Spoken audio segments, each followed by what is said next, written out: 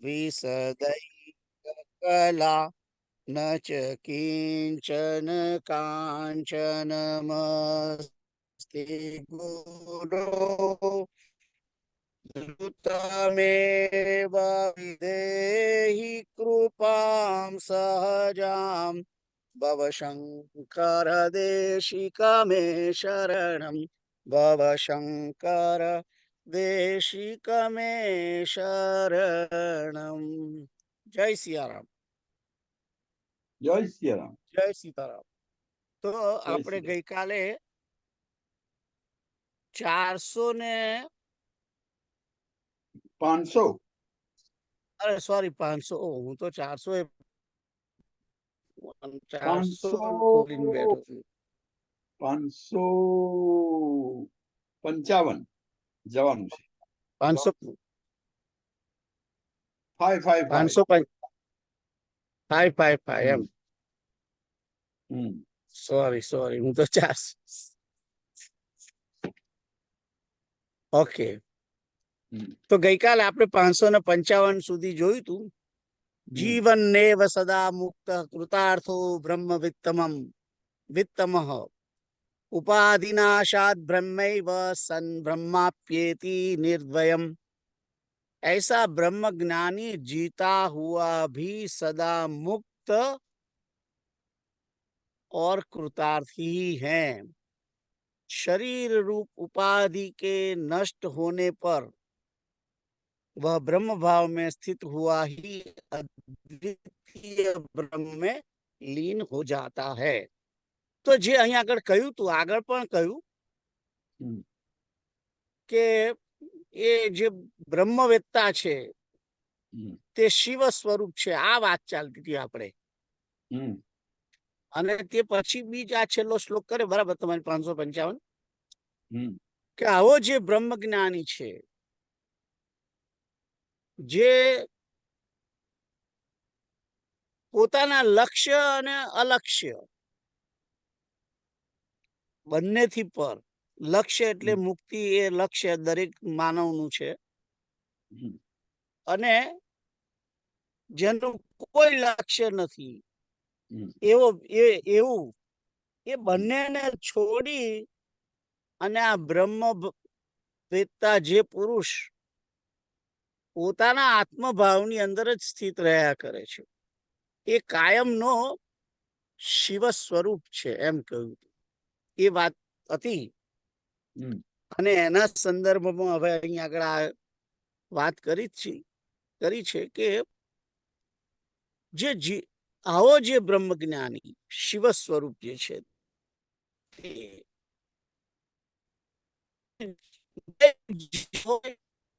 પણ એ સદા મુક્ત જ છે અને સદા કૃતાર્થ છે. કે છે કે શરીર રૂપી ઉપાધિ એની નષ્ટ થયા પછી એ બ્રહ્મભાવમાં સ્થિત રહેલો છે, કન્ટિન્યુઅસ, નોન સ્ટોપ. પોતે લીન થયો પણ છે ને લીન થઈને પાછો પોતે એકદમ નથી જતો, અને પોતે અદ્વિતીય બ્રહ્મમાં લીન પણ થયેલો છે, થયો નથી પણ એવો છે આ શિવ સ્વરૂપ. કારણ કે ભગવાન શંકર જે છે તે એ તમામ દેવતાઓને માટે, એમને માટે બધા જ દેવતાઓ એ એમને માટે લભ્ય છે. એટલે ગમે ત્યારે પોતે ઈચ્છે ત્યારે પોતે દેવતાને બોલાવી શકે છે. પરમાત્મા શ્રી નારાયણને પણ બોલાવી શકે, વિષ્ણુ નારાયણને કે રામને કે કૃષ્ણને કે એ બધાને. અને તેમ છતાં એ નારદજી સાથે પણ વાત કરે, સપ્તર્ષિઓ સાથે પણ વાતો કરે, સનકાદી મુનિઓ સાથે પણ વાર્તાલાપ કરે, અને ભૂત પ્રેતો સાથે પણ એમનો એ હોય. આવો એ શિવ સ્વરૂપ જે છે એ અદ્વિતીય બ્રહ્મમાં લીન થયેલો છે. એ વાત આપણે ગઈકાલે કરી હતી. આગળ જોઈએ. શૈલુષો વેશ સદ્ભાવા ભાવયુષ્ટ યથા પુમાન મારે વાંચવાનું રહી હા ગયું. મારે વાંચવાનું રહી ગયું. 555 ક્યાં છો?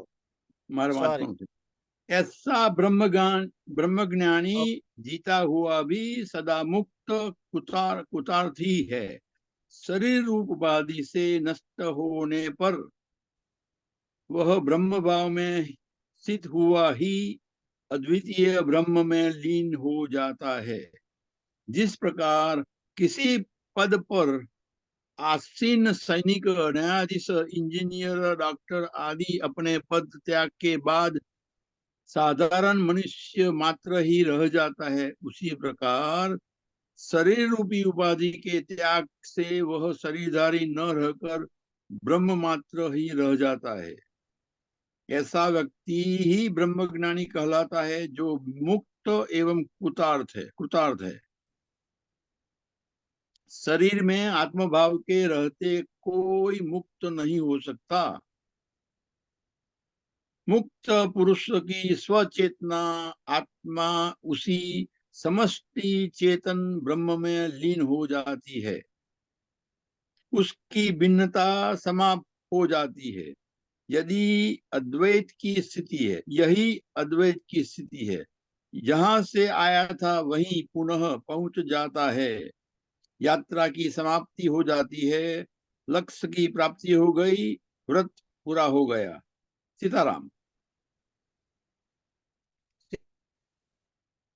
આગળ या सद्भावयुष्ट यथा पुमाન તથૈવ બ્રહ્મ વિશ્રેષ્ટ સદા બ્રહ્મૈવ નાપરઃ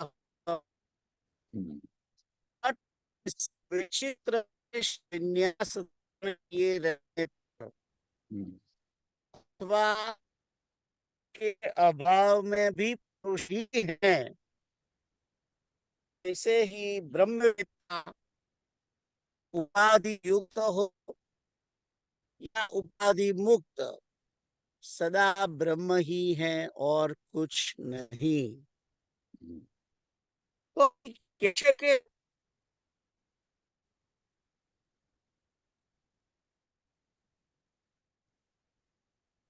सीताराम। સીતારામ સીતારામ વિચાર દો તો અહીં એમ કે છે કે ધર્મેન્દ્ર એક્ટર હોય અને ધર્મવીર મૂવીની અંદર પેલો એક વનવાસી માણસ ભીલનો એવો બન્યો હોય, એનો વેશ લઈને પોતે અડધી ચડ્ડી પહેરીને પેલા રાજકુમારની જોડે ફરતો હોય, અથવા અભિનય કરતો હોય ત્યાર તો હોય, પછી જે ઘેર જાય ત્યારે પણ એવો જ ભીલ બનીને ફર્યા કરે ના, એ તો ધર્મેન્દ્ર છે. એટલે એ ઘેર જાય તો પછી પાછો પેન્ટ શર્ટમાં ઘેર જાય. એવી રીતે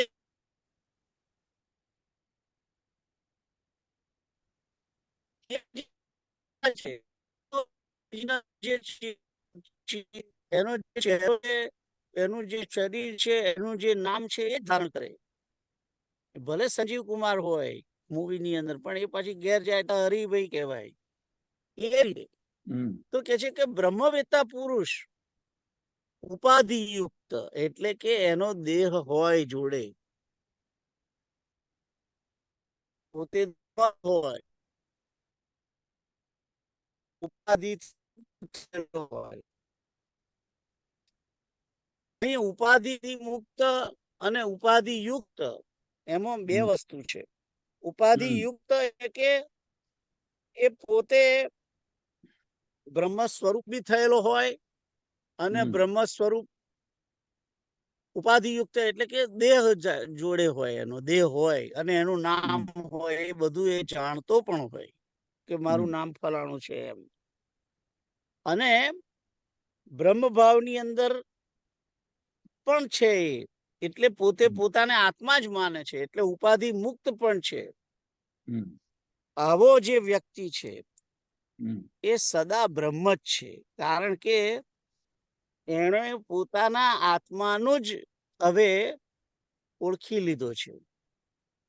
એટલે પોતે પોતાને ઓળખે છે કે હવે હું તો દેહ રહ્યો નથી, હું દેહ છું જ નહીં. મેં જે ધર્મવીરના મૂવીની અંદર જે ભીલનો વેશ ધારણ કરેલો એવું નથી, હું તો ધર્મેન્દ્ર છું એમ.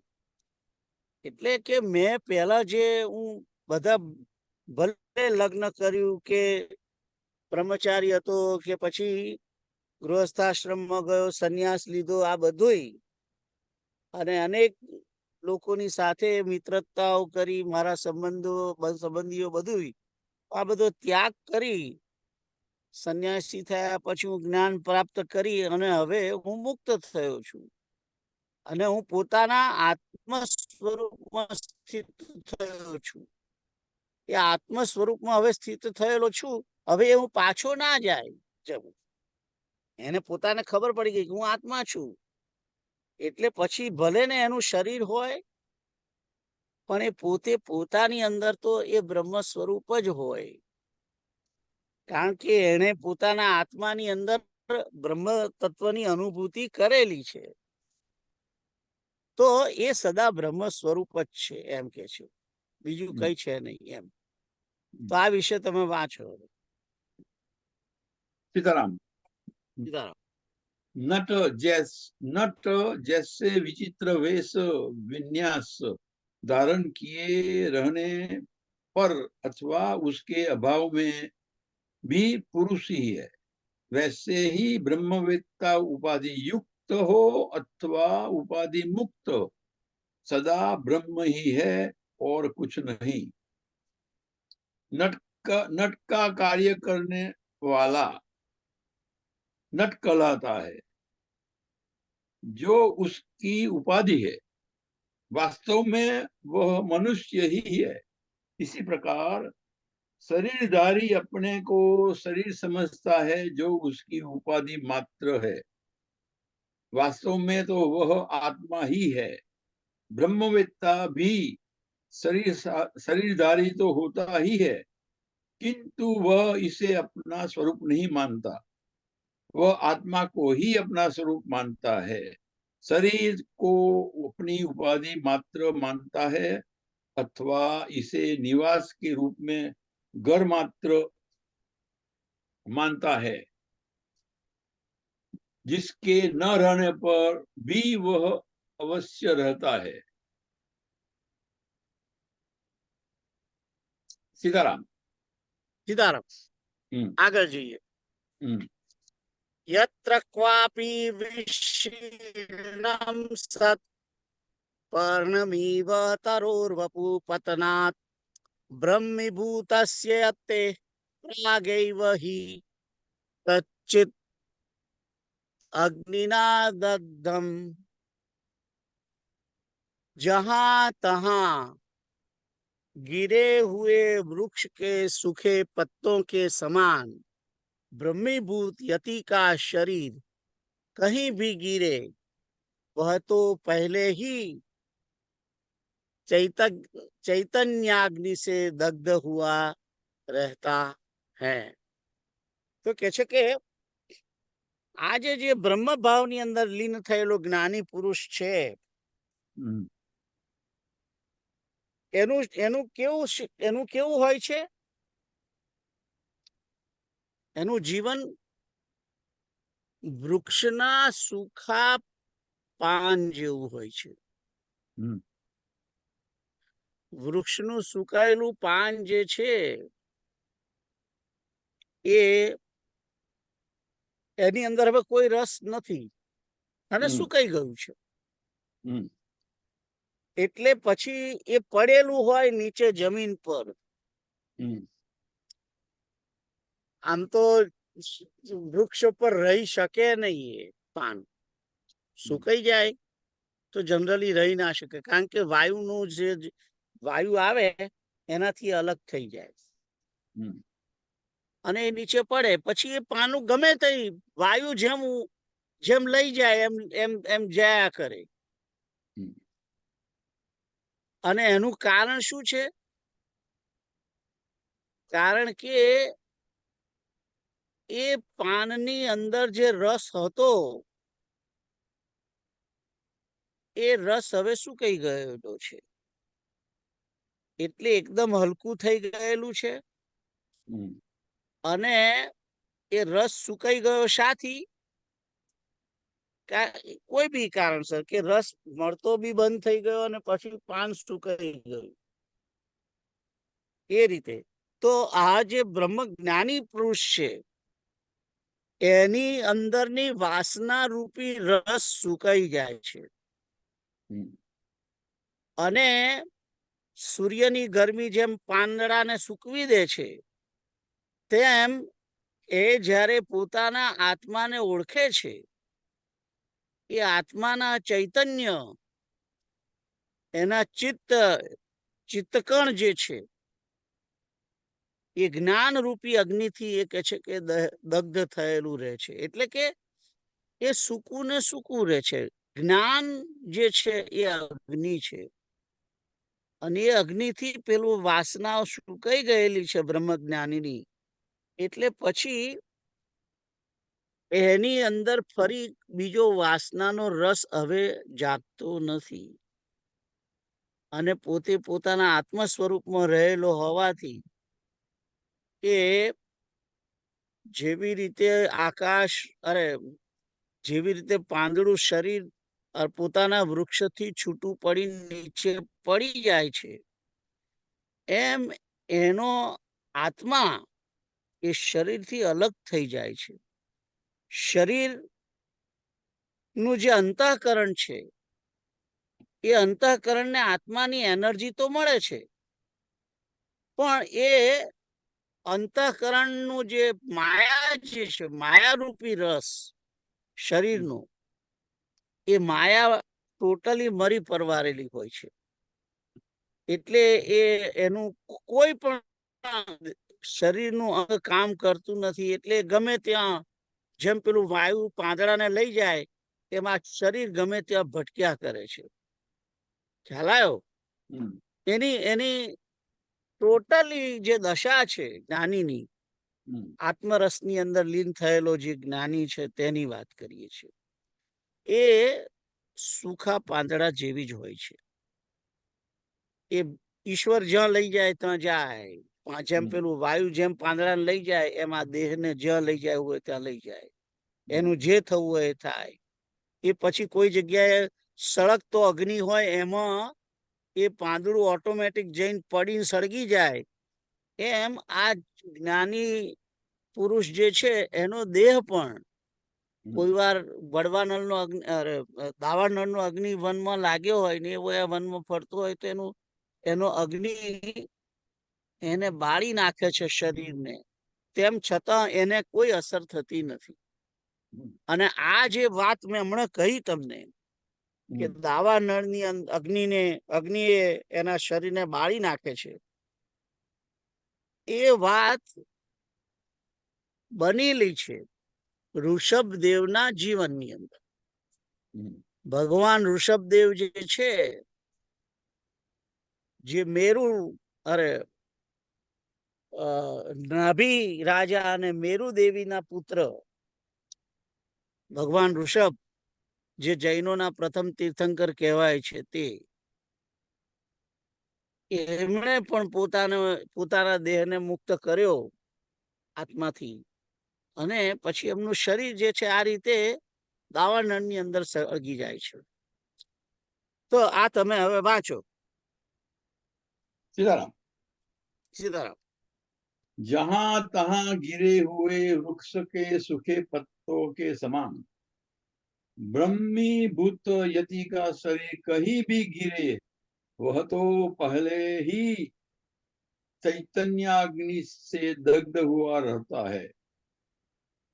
जो यति ब्रह्म भाव में विलीन हो चुका है वह शरीर पात की चिंता नहीं करता कि वह काशी में गिरे अथवा मगहर में, तीर्थ स्थान में अथवा जंगल में। न वह इसकी चिंता करता है कि उसकी सब यात्रा में कितने व्यक्ति सम्मिलित होते हैं, उसके शरीर को दफनाया जाता है अथवा दाह कर्म किया जाता है, उसके पीछे पिंडदान किया जाता है अथवा नहीं आदि। जो जीवात्मा से संबंध विच्छेद कर ब्रह्म भाव में विलीन हो गया है उसके लिए शरीर का कोई महत्व नहीं रह जाता। सभी प्रकार के कर्मकांड नियम आदि शरीर को अपना स्वरूप मानने के कारण ही है। मुस्लिम धर्म में तो मृत्यु के बाद भी ममीज के रूप में रक्षा के उपाय किए जाता है। सीताराम। सीताराम આગળ જઈએ। या સદાત્મનિ બ્રહ્મણિ તો મુનૈઃ પૂર્ણાત્મયાનંદમયાત્મના સદા ન દેશ કાલાદ્યુચિત પ્રતીક્ષા ત્વન્માસવિત पिंड विसर्जनाय। सत्स्वरूप ब्रह्म में सदैव परिपूर्ण अद्वितीय आनंद से स्थित रहने वाले मुनि को इस त्वचा, मांस और मल मूत्र के पिंड को त्यागने के लिए किसी योग्य देश काल आदि की अपेक्षा नहीं होती। तो અહીં કહે છે કે જે સત્સ્વરૂપ બ્રહ્મની અંદર સદૈવ સદા પરિપૂર્ણ અદ્વિતીય આનંદ સ્વરૂપથી સ્થિત થયેલો મુનિ જે છે, એટલે કે જેનો આત્મા પરબ્રહ્મની અંદર લીન થયેલો છે, તે એ જેમ લાકડાનું ઠૂઠું હોય, ઠૂઠની માફક એ બોડી હોય છે, સૂકું લાકડું પડેલું હોય એની છૂટું એકદમ લાકડું પડેલું હોય, દારૂ ઉપરથી કોઈ પડી ગયું હોય વૃક્ષનું અને સુકાયેલું લાકડું પડેલું હોય, એ લાકડાના જેવી જ એની અવસ્થા છે। એ ક્યાંય કશું કરતું નથી, ઠૂંઠની માફક। જ્યારે ભગવાન પરીક્ષિતે, હું શબ્દ જે બોલું છે તમે બરાબર હજુ સાંભળજો। ભગવાન પરીક્ષિતે જ્યારે 13મો સ્કંદ પૂરો થયો ત્યારે 12મો સ્કંદ સોરી ભાગવતની અંદર 12મા સ્કંદની અંદર સુખદેવ મુનિએ ભાગવત પૂરું કરી દીધું અને પછી કહ્યું કે તું પોતે જ બ્રહ્મ સ્વરૂપ છું હવે, અને તારે કઈ આ કોઈ એનાથી બીવાની જરૂર નથી। તું કહે છે કે હવે સમાધિમાં લીન થઈ ગયા, અને એ રીતે પરીક્ષિત પોતે શ્રીમદ ભાગવત સાંભળ્યા પછી પર પોતાના આત્માને બ્રહ્મની અંદર લીન કરે છે। એ પ્રસંગ છે અંદર, તમે જોજો। અને એ તે લખે છે વ્યાસ નારાયણ કે આ ઠૂંઠ જેવો પરીક્ષિત એક જાણે ઠૂઠું લાકડાનું હોય એ રીતે બેઠો છે, અને કે છે કે જેવી રીતે પેલો સાપ આવ્યો અને સાપ કરડ્યો, પણ જેમ સાપે સૂકા લાકડાની અંદર દંશ માર્યો હોય એ રીતે જ એના શરીરને દંશ વાગ્યો, અને એનો દંશ વાગ્યો અને એના અગ્નિથી જ સાપની જે ઝેરના અગ્નિથી જ કે છે કે એ લાકડું સળગે એમ એનું દેહ સળગી ઉઠ્યું એકદમ જ। તો અહીં એમ કે છે કે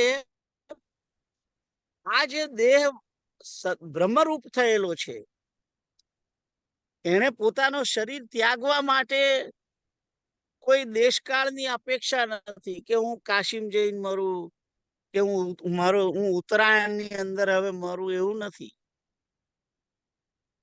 ઉત્તરાયણની અંદર મરવાથી સદગતિ થાય છે, બધું બરાબર છે, પણ ઉત્તરાયણમાં એ જ મરે, ઉત્તરાયણના કાળમાં, કે જેને આખી જિંદગી ભગવાનનું સ્મરણ કર્યું હોય તે, અને દેશ કાળમાં દેશ એટલે કે પવિત્ર જગ્યાએ એ જ જઈને મરે, કાશીમાં જઈને, કે જેને આખી જિંદગી જેને ઓમ નમઃ શિવાય જ કર્યું છે, એને આવો દેશકાળ પ્રાપ્ત થાય.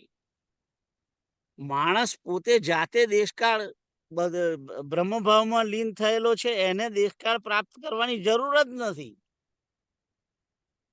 એને દેશકાળ પ્રાપ્ત કરવાની જરૂર જ નથી. આપણે બધા દેશકાળ પ્રાપ્ત કરવા પ્રયત્ન કરીએ છીએ કે એમાં લખેલું છે શાસ્ત્રોમાં, એટલે આપણને એ પ્રમાણે મળી જાય. પણ એ દેશકાળ આપણે તમે જઈને કાશીમાં જઈને રહો અને ઉત્તરાયણમાં જ તમારે મરવું હોય, પણ એ તો જ્યારે મરવાનું હોય ત્યારે જ મરાય. અને કાશીમાં રહ્યા હોય આખી જિંદગી, અને તેમ છતાં જયારે મરવાનો ટાઈમ આવે ત્યારે આપણે ગુજરાતમાં આવીને ભરીએ, એવું થાય. એટલે પણ વાત એ જુદી છે. પણ અહીં કે છે કે જે મુક્ત થયેલો છે, એને દેહ છોડવા માટે પછી કોઈ આશા, કોઈ એને બીજા કોઈ દેશકાળની અપેક્ષા હોતી નથી. એ મુક્ત જ છે. હવે એને શાનું, એને દેશ શું ને કાળ શું, ખ્યાલ આવ્યો? તરત જ એ મુક્ત થઈ શકે છે. એટલે તો પેલા પરીક્ષિતે તરત જ દેહ છોડી દીધો ને. પેલો નાગ આવ્યો એ પહેલા તો પરીક્ષિતનો આત્મા બ્રહ્મમાં લીન થઈ ચૂક્યો હતો, ખ્યાલ આવ્યો? એટલે પેલો નાગ જે આવ્યો છે એ કેવલ એના દેહને દંશ દીધો છે, અને દેહને દંશ દીધો છે. એ દેહ પણ લાકડા જેવો છે, કારણ કે આમે અંદર આ શરીરની અંદર આત્મા ના રહે પછી તો એની કોઈ વેલ્યુ નથી ને. તો ગમે ત્યારે ગમે તે રીતે સળગી જાય, કારણ કે દેહની અંદર જે બધું ભર્યું છે એ સળગે એવું જ છે બધું. દેહની અંદર, આ દેહની અંદર જે છે ભરેલું, એ બધું જલ્દી સળગે એવું જ છે. એનીવે, તો તમે આ 558 માટે વાંચો.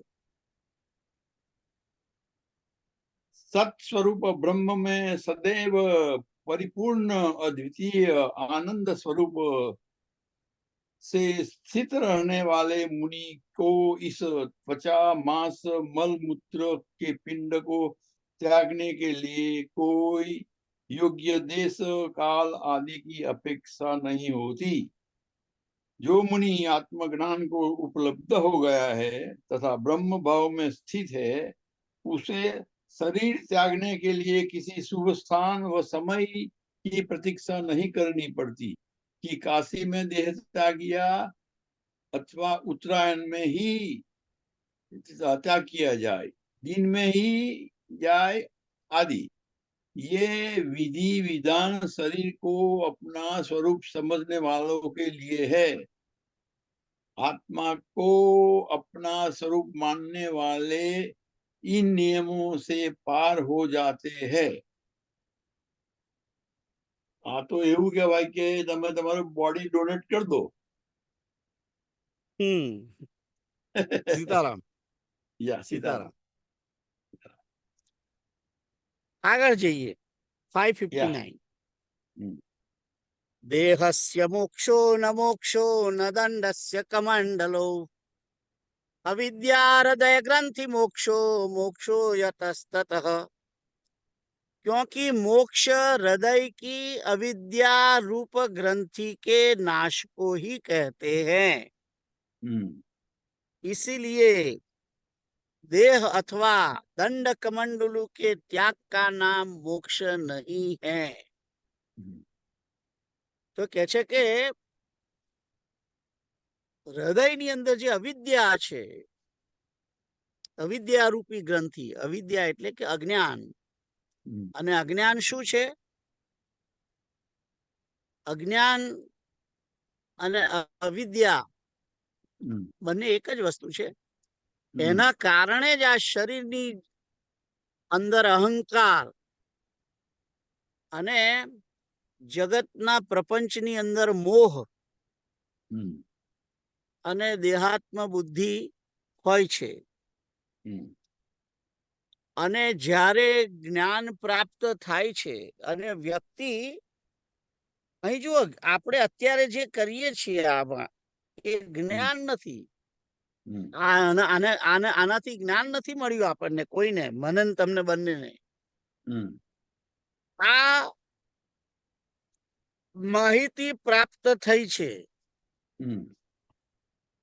જ્ઞાન એ અનુભવથી જ આવે. એટલે કે છે કે અવિદ્યા રૂપી ગ્રંથિનો નાશ, એની અંદર ત્રણ મુખ્ય વસ્તુ, કે દેહાત્મ બુદ્ધિનો ત્યાગ, અને હું આત્મ સ્વરૂપ છું, હું આત્મા છું, એનું જ્ઞાન. અને જ્યારે દેહાત્મ બુદ્ધિ જાય છે, એટલે કે અહંકાર અને જગતના પ્રપંચની વસ્તુઓ અને વ્યક્તિ પ્રત્યેના જે મોહ અને આસક્તિ છે, એ તો તરત દૂર થઈ જ જવાની છે. ચોક્કસ એ થઈ જવી જોઈએ. અને આ આત્મા એનો આનંદનો અનુભવ કરીને એ આત્મા બ્રહ્મ સ્વરૂપ છે એ જાણી અને એની અંદર લીન થવું, આ જે ક્રિયા છે એ અવિદ્યા રૂપી ગ્રંથિનો નાશ થયો એમ કહેવાય. અને એને જ મોક્ષ અથવા મુક્તિ કહે છે. સંન્યાસી પોતે થઈ ગયા અને સંન્યાસ લીધો એટલે કે સંસારનો ત્યાગ કર્યો, જગત પ્રપંચનો ત્યાગ કર્યો. સંસારી સંન્યાસ થયા પછી પણ દેહની આસક્તિ, દેહાત્મ બુદ્ધિ જતી નથી સંન્યાસીને પણ. અને ઘણી વખત તો સંન્યાસી કહેવા દો કે એક જગતના એક પ્રપંચમાંથી છૂટીને બીજો પ્રપંચમાં પડે છે, આશ્રમોના પ્રપંચમાં. ઘણી વખત આવું બને છે.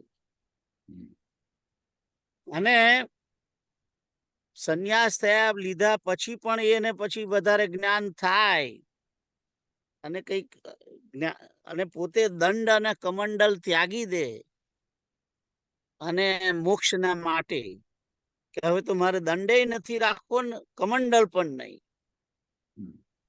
પણ એનો ત્યાગ કરવાથી મુક્તિ નથી મળતી એમ કે છે. મુક્તિ તો જે આ અવિદ્યા રૂપી ગ્રંથિ નાશનો નાશ થાય તો જ મુક્તિ. દંડ અને કમંડલનો ત્યાગ કર્યા, સંન્યાસ લીધા પછી પણ દંડ કમંડલનો ત્યાગ કરીને એમનેમ પોતે ફર્યા કરે લંગોટી પહેરીને, એથી પણ કઈ થતું નથી. કારણ કે નાગા બાવાઓને પણ લડતા ઝઘડતા એ તમે જોયા હશે સ્નાનને માટે પ્રયાગની અંદર, કે ઉત્તરાયણમાં અમારે પહેલું નાહવાનું, આ જે બધું જે છે પોતે બધું ત્યાગી દીધું છે, દંડ કમંડલ ત્યાગી દીધું છે. તો પછી અમે આ ફલાણા અખાડાના અમારે સૌથી પહેલો સ્નાન કરવાનો હક છે અને અમે જ સૌથી પહેલા નહીએ, એ બધું ના હોય કોઈ દિવસ. ખ્યાલ આવ્યો? જવા દો, આપણે કોઈની નિંદા કરવી નથી. પણ આ મુક્તિ જે છે એ આખી જુદી વાત છે, એ સમજવાની જરૂર છે. ધેટ્સ વોટ અહીંયા આગળ એ કહેવામાં આવે છે. સીતારામ, આગળ वाचो। क्योंकि मोक्ष हृदय की अविद्या रूपी ग्रंथि के नाश को ही कहते हैं। इसीलिए देह अथवा दंड कमंडल का त्याग का नाम मोक्ष नहीं है। मोक्ष का अर्थ बाह्य वस्तु का त्याग नहीं है। सब कुछ छोड़कर जंगल में चले जाना, भस्म लगा लेना, दंड कमंडल का त्याग कर देना तथा नग्न रहने से मोक्ष नहीं मिलता, बल्कि हृदय में जो अज्ञान ग्रंथि है उसका मिटाना भी मोक्ष है, जिससे मनुष्य को ब्रह्म एवं आत्मा की एकता का बोध हो जाए। इसी से अनात्म वस्तुओं का त्याग स्वयं हो जाता है। यही मोक्ष है। सीताराम। सीताराम, આગળ જઈએ। हाँ। कुल्ययामथ नद्यां वा शिव क्षेत्रेऽपि चत्वरे पर्णपतति चेत्तेन तरो किं नु शुभाशुभम। तो कहे छे के वृक्ष का सूख कर झड़ा हुआ पत्ता नाली में, नदी में, शिवालय में अथवा किसी चबूतरे पर कहीं भी गिरे, उससे वृक्ष का क्या हानि या लाभ हो सकता है। सरस बात करी छे। कहे छे के वृक्ष उपरथी सुकाईने नीचे पड़ी गयेलू પાંદડું होय, सुकायेलू,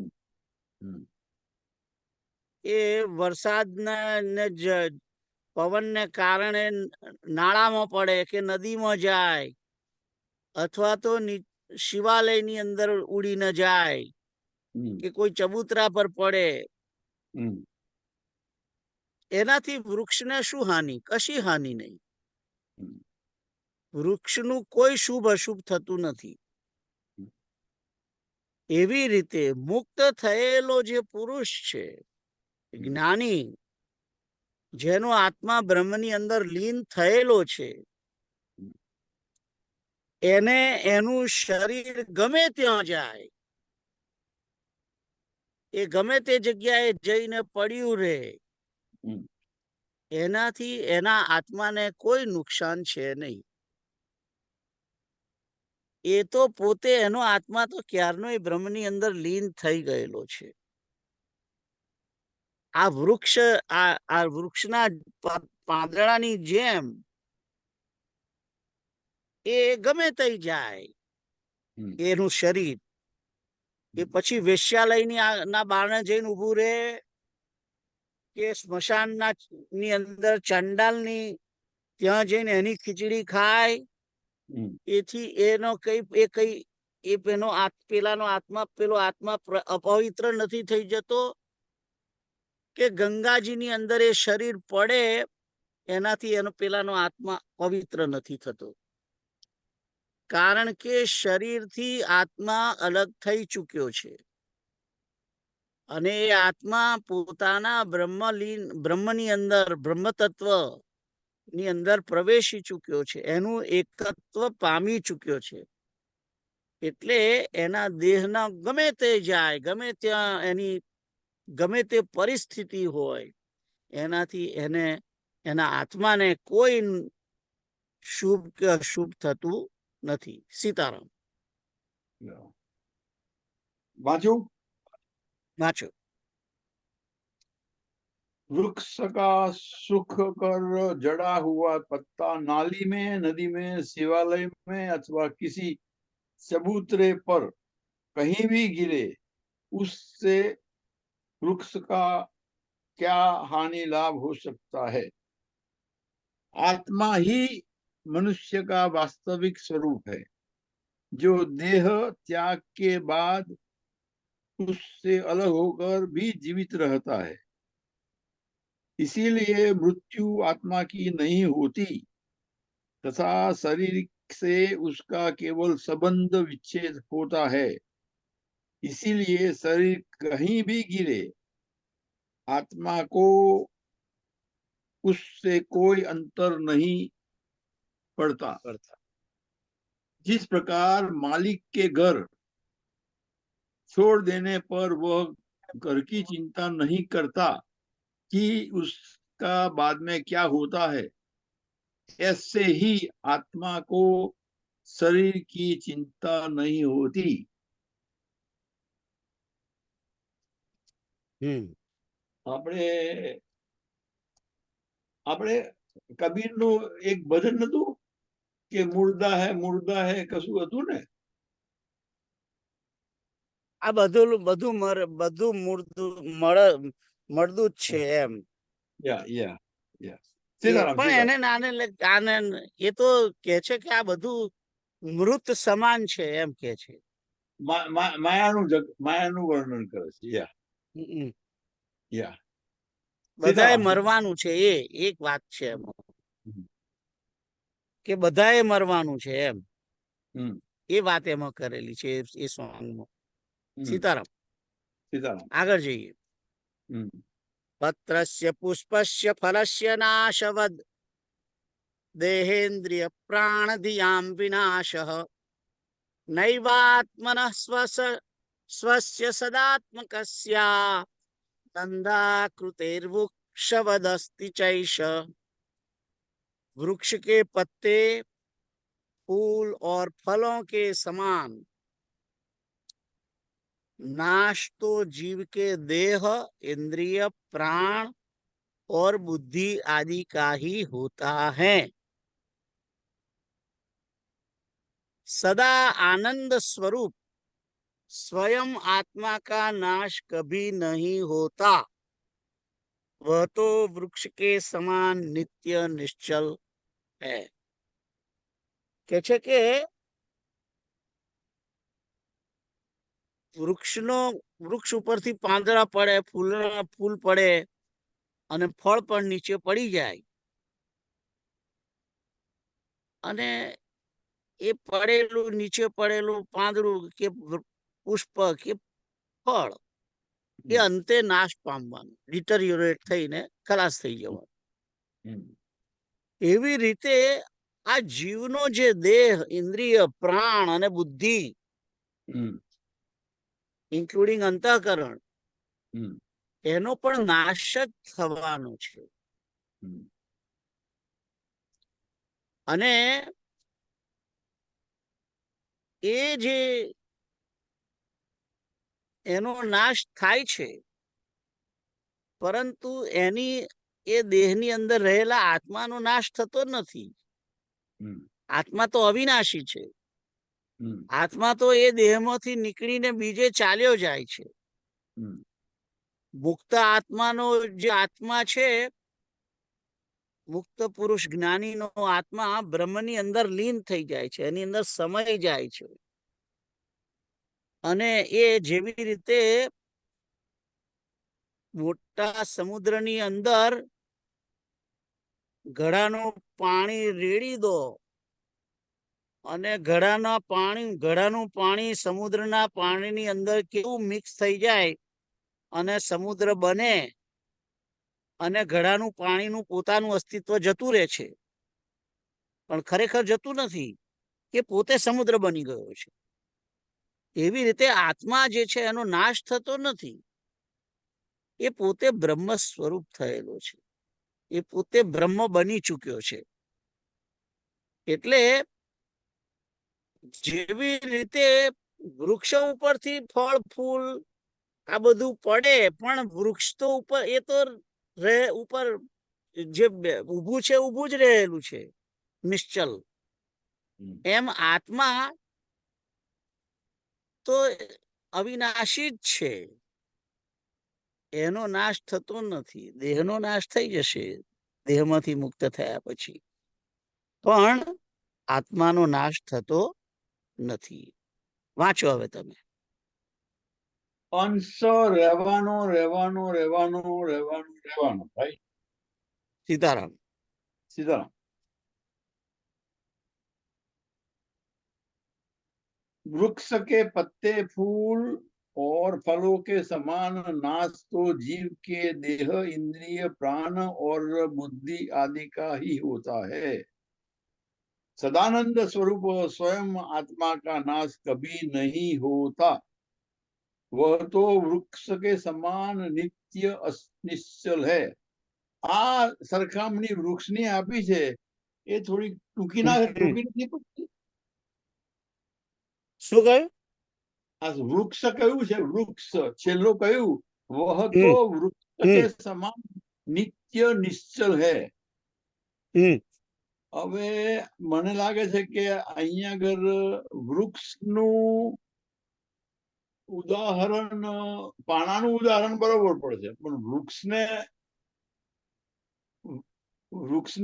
એટલે બેઝિકલી કમ્પેરેટિવલી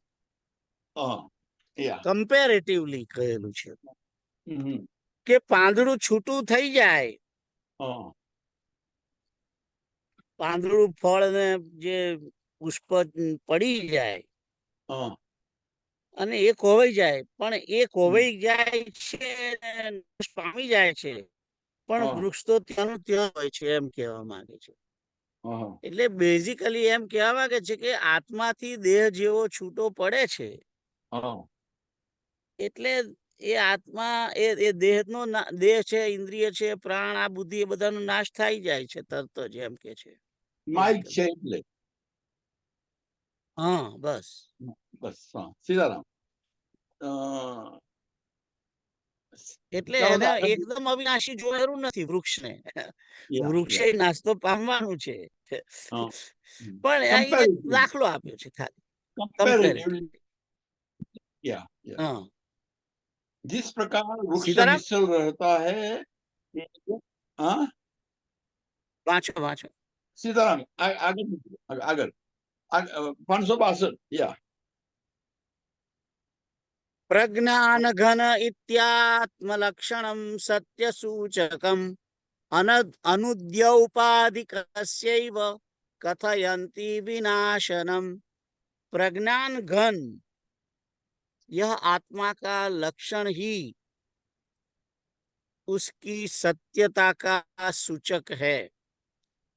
विघ्न जन ऐसा अनुवाद करके उपाधि कल्पित वस्तु का ही विनाश बतलाते हैं। तो અહીં આગળ બે ત્રણ વસ્તુ મોટા મોટા ભારે શબ્દો લખ્યા છે, એનું તમને પહેલા સમજાવી દઉં. પ્રજ્ઞાન ઘન, ઘન એટલે કે ઘનીભૂત વસ્તુ,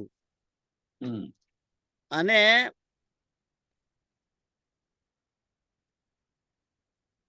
પ્રજ્ઞાન ઘન એટલે કે એકદમ એકદમ ખૂબ જ્ઞાની. આઈ થિંક હનુમાનજીના માટે કહેવામાં આવ્યું છે. હનુમાનજીનો જે શ્લોક છે ને, એની મેં આ શ્લોક, આવો શબ્દ છે. સુંદરકાંડ નો કયો પેલો શ્લોક છે? હે, અતુલિત બલધામમ, અતુલિત બલધામમ હેમ શૈલાભ દેહમ ધનુજવન કૃષાણુ જ્ઞાનીનામ અગ્રગણ્યમ સકલ ગુણ. ના, એ નહીં, પણ જ્ઞાન ઘન હનુમાનજીના માટે શબ્દ છે. કઈ જગ્યાએ છે?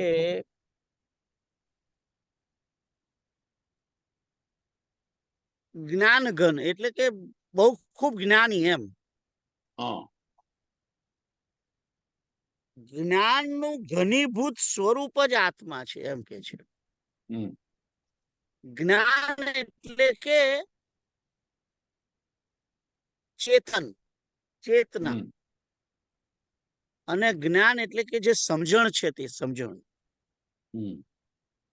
જે ઘનીભૂત સમજણ તમને પડે છે, આપણને જે સમજણ પડે છે, એ જ્ઞાન. અને એ જ્ઞાનનું ઘનીભૂત સ્વરૂપ એટલે કે ચિત્ત, ચેતના, ચેતનાને પણ જ્ઞાન કહેવામાં આવે છે. જ્ઞાન ઘન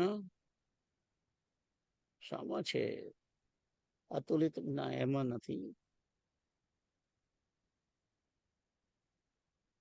મનોજવમ મારુતિ તુલ્ય વેગમ જીતેન્દ્રિયમ બુદ્ધિમતામ વરિષ્ઠમ વાતાત્મજમ વાનર યુથ મુખ્યમ નરે નહીં.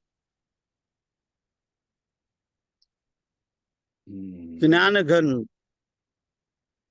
આપણે મંગળાચરણ નો એની આગળનો બી શ્લોક છે ને એક હનુમાનજીનો. કયો છે? બોલો. નિર્વાણ શાંતિ પ્રદમ. જોવા દો જો હશે તો સુંદરકાંડ નું જ મંગળાચરણ હશે, રાઈટ?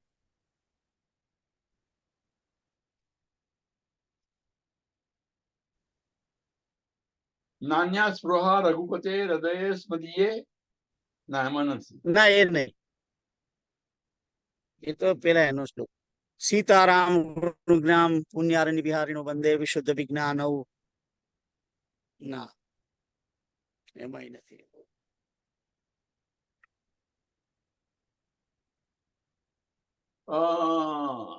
જય જય જય હનુમાન ગોસાઈ, કૃપા કરો ગુરુદેવ કે નહીં. આપણે આગળ જઈએ. ઓકે, પણ એ છે ખરું, મને યાદ છે. જ્ઞાન ઘન.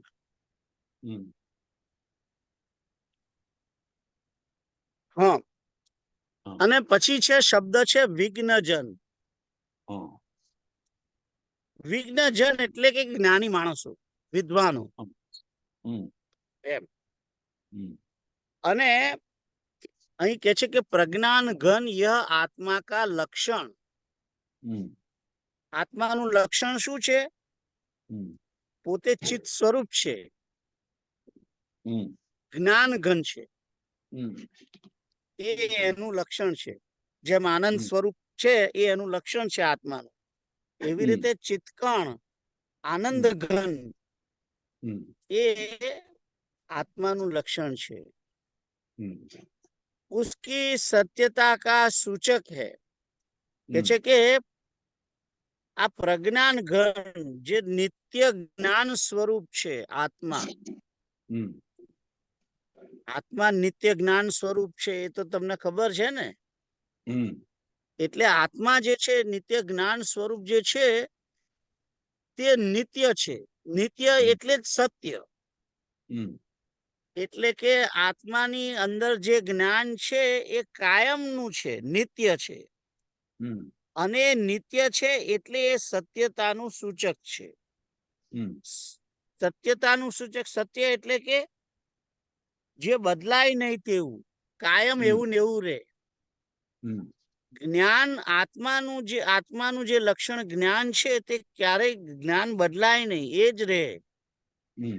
આત્મા જેવો છે એવો જેવો જ. આત્મા કઈ અવિકારી નથી, એ નિત્ય ચિતઘન છે. સત ચિત આનંદ, આ ત્રણ એના લક્ષણ છે.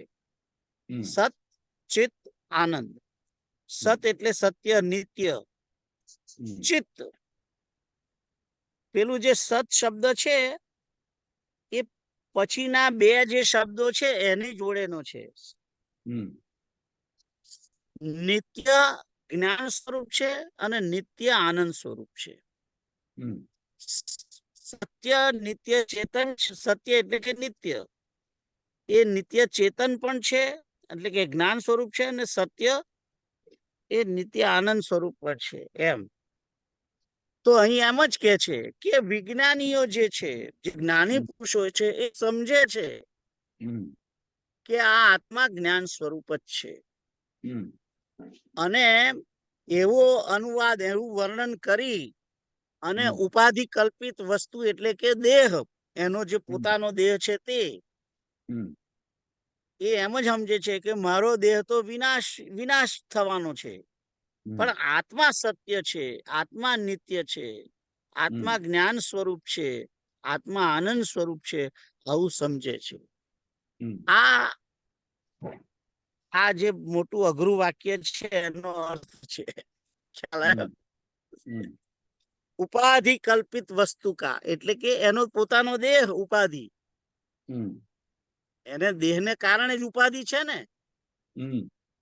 અને દેહ પણ કલ્પિત છે, આ જગતનો પ્રપંચ પણ કલ્પિત છે. અને એ નાશવાન છે, એટલે વિનાશ બતાવે છે. એમ કોણ બતાવે છે? જ્ઞાનીજનો. કેવી રીતે બતાવે છે? કે છે કે આ દેહની અંદર જે આત્મા છે એ એકલો જ અવિનાશી છે, એ એકલો જ જ્ઞાન સ્વરૂપ છે. બાકી આ દેહ તો જ્ઞાન સ્વરૂપ નથી. દેહ તો અવિદ્યાનું કારણ છે, અને દેહ તો વિનાશી છે. આવું આ વિદ્વાનો કહે છે, જ્ઞાની પુરુષો કહે છે. એમ એનો અર્થ થાય. વાંચો હવે તમે. शब्दार्थ प्रज्ञान घन यह आत्मा का लक्षण उसकी सत्यता का सूचक है। विघ्नजन ऐसा अनुवाद करके उपाधि कल्पित वस्तु का ही विनाश बतलाते हैं। भावार्थ विद्वान ज्ञानी आत्मा को प्रज्ञान घन कहते हैं, जो सत्य है। यह उपाधि कल्पित शरीर प्रज्ञान घन नहीं है, इसीलिए इसका विनाश होता है। आत्मा का विनाश कभी नहीं होता। सीताराम।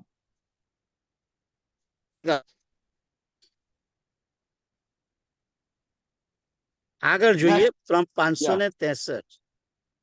અનાશિવા અરે અયમાત્મેતિ શ્રુતિરાત્મન પ્રભવિત્ય વિનાશિત્વમ વિનશ્યત્સુ વિકારીષુ. अरे यह आत्मा अविनाशी है, यह श्रुति भी विकारी देह आदि का नाश होने पर आत्मा का के अविनाशित्व का ही प्रतिपादन करती है. તો એમ કે છે કે આ દેહ વિકારી છે, આત્મા વિકારી નથી. અને દેહનો નાશ થાય છે, પણ આત્માનો નાશ થતો નથી. એને કહે છે કે શ્રુતિઓ જે છે, વેદ ઉપનિષદોની ને વેદોની શ્રુતિઓ એટલે કે એના શ્લોકો એ આત્માને અવિનાશી બતાવે છે, અને આત્માને અવિનાશી સાબિત કરે છે. પ્રતિપાદન કરવું એનો અર્થ કે સાબિત કરે છે. કે હજુ મને જ્ઞાન ઘન શબ્દ યાદ આવતો નથી. મને મારું માઇન્ડ હજુ એમ જ ઘડીએ ઘડીએ જાય છે. પણ એ જ્ઞાન ઘન છે. યા લોકાભિરામમ રણરંગધીરમ મંગલાચરણ બધા જોઈ લઈએ. મારી પાસે રામાયણ છે, મંગલાચરણ મારી પાસે નથી ના. એટલે હું સુંદરકાંડ નું મંગલાચરણ કરું છું. જો સુંદરકાંડ ના મંગલાચરણમાં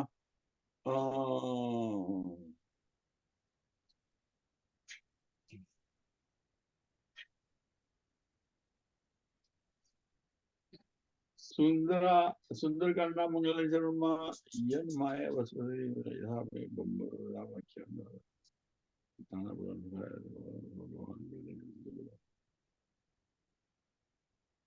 કૃષ્ણ હરે કૃષ્ણ કૃષ્ણ કૃષ્ણ હરે હરે, હરે રામ રામ રામ રામ હરે